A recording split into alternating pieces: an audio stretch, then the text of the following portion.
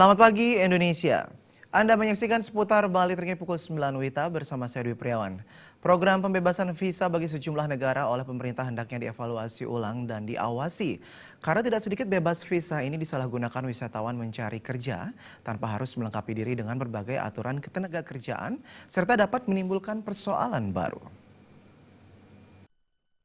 Program bebas visa yang diberlakukan pemerintah bertujuan meningkatkan kunjungan wisata ke Indonesia terhadap sejumlah negara nampaknya tidak sepenuhnya sesuai dengan harapan.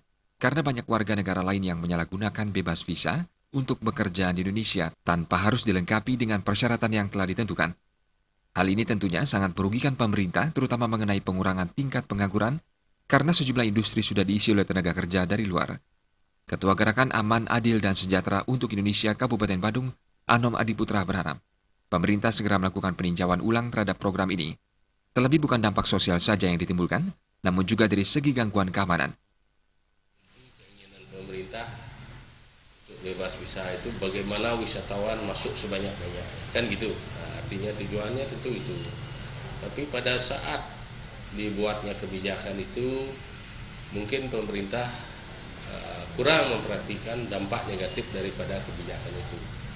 Kenyataan yang kita lihat sekarang itu justru celah bebas visa itu dipakai celah-celah yang negatif, misalnya ada menyusupkan atau memasukkan tenaga kerja ilegal, dan yang kita lihat adalah justru wisatawan yang datang ke sini adalah banyak yang tidak berkualitas.